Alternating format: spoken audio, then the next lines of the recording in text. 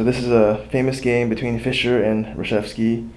And Reshevsky fell into an opening trap on the black side of the dragon. So we'll look at it.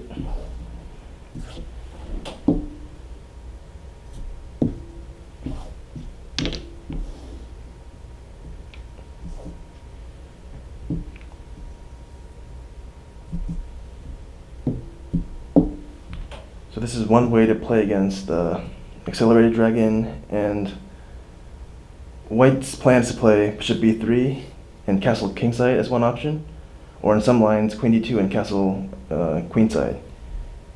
And there's many options for black to choose from. a5 is one line where you go for some a4 plan and then attack the e4 pawn. The most common move is to play d6, with similar to dragon positions where you play bishop d7, rook c8, maybe knight e5 or a5 to c4, and attacking white when he castles queenside. And there's also a plan, a more modern plan of playing rook e8. I think the plan is to eventually go for d5 with like e6 and then d5, maybe e6, d6, and in the future d5. But the point is the rook is on the e file, where it can contribute when the things open up. But Reshevsky played knight a5, which makes sense that you want to go for the bishop pair. And if white just plays passively, you can grab the bishop and then consolidate with the bishop pair to play on. And it's very important to know that this bishop is a key attacker in the black king. So if this bishop is taken by the knight, any future plan of castling queenside and then pushing the pawns won't be as effective because the bishop is gone. The knight played a key role in covering the e5 square. So as soon as this knight goes away, white can play e5. So if black tries for this in-between move, if white captures this way, knight e8, and black may have good counterplay because his pawn's a bit overextended. So maybe white will guard the pawn, and then d6, chipping away at the center. And because black has the bishop pair, when things eventually open up in the center, these bishops will be favored. And temporarily this knight is in a bad place on e8, but for instance, if takes here, the knight can re-enter the game, going to one of these squares, and now the activity of these bishops will be stronger. So even though white's center looks pretty impressive, it's not able to be held on for long. That may have been what Reshevsky had in mind, but I think the key here is if knight takes here, white has this in-between move, taking the knight. And so if black takes here, white's up a piece. This means that black has to go for the exchange. And the problem here is that playing queen d2 castles and then taking the knight, which can't get out. And now white has bishop h6, winning the exchange, or even h4, h5, going for kingside mate. And the point is that this knight is lost, so white isn't even down much material, if at all, and he has good attacking chances.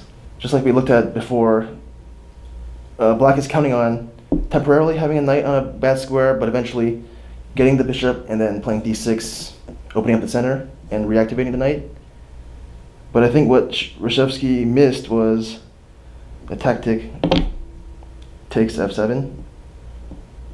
The point being, if king h8 or rook takes here, let's see this, knight e6 actually traps the queen because you can't take, the queen is lost, and the queen doesn't have any escape squares. The bishop covers here, knight covers c7. It's the same if king here, same idea, but now black doesn't even get the bishop. And king takes is probably the best option, but this still works because the queen is still trapped, And the only difference between king h8 and rook takes is this. But there's a queen d5 here. Eventually, black's king will get mated because it has to keep going upwards. And I think something like this, rook g1, and there should be mate either on g4, g5, but the king cannot run to safety. This is the best that black can do. He has 2 pieces for the queen. It should be still lost, but there's some practical chances where the 2 minor pieces can somehow take advantage of having like 4 minor pieces versus 2. There's some material imbalance, but Fischer ended up playing very well and not making sure the position stays very active so the queen can play a big role.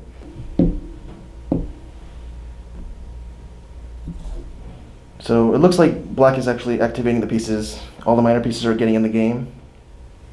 Nice c4 ideas.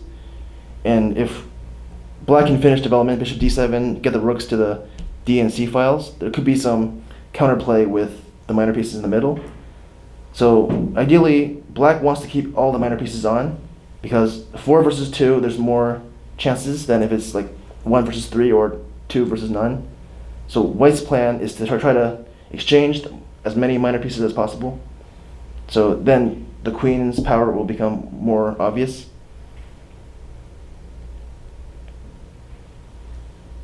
So bishop here. And this is a nice move where white is attacking this knight and also attacking the bishop, which ensures that at least one pair of minor pieces will be exchanged. And if it weren't for this move, let's say a more retreating move, black can play this with future e5, activating this bishop.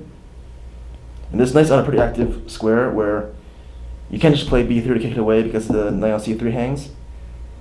And with this knight on a nice square, maybe knight d4, knight b4, e5, bishop f5, a lot of future activity springs from this knight being unable for white to remove it that easily. So white makes sure to take action to get it exchanged, or at least the bishop exchanged, and making it harder for black to get counterplay. In these cases, even though the knight's on a pretty active square, black's best bet is to keep the bishops on, where there's some more chances for counterplay against the queen, because the bishops are more long range. And especially in this case here, white has no bishops of their own, so it's possible, if black plays this very precisely, these bishops can be put on good squares where it covers the entire board without any counter for white.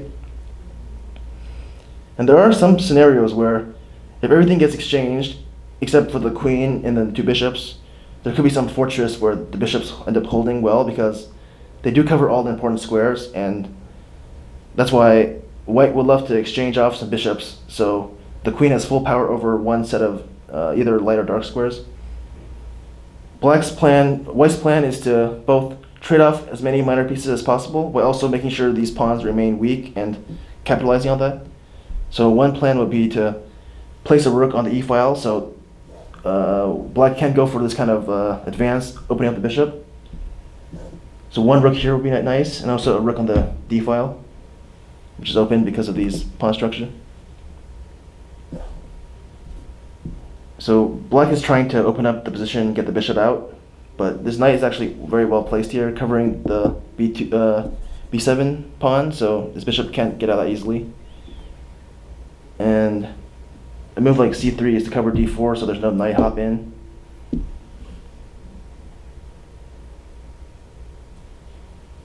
So the knight tries to come out a different way, maybe f7 to d6 or to g5.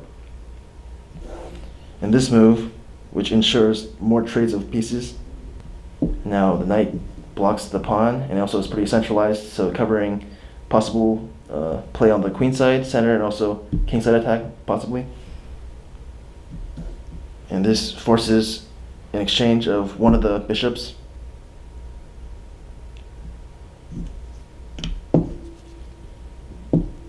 already at this point, it should be just very easy for white to convert, because first, this pawn covers key squares for the knight to advance in, so you can't really find a better square to go to. And it also has to stay covering the e5 pawn. And if the knight has to remain on c6, there's not much these minor pieces can do on their own. Black would have some chances if there was another bishop on the dark squares to possibly go for an attack. But these two are not enough, especially comparing to the queen. I think this is a good stopping point, that white should convert this pretty easily.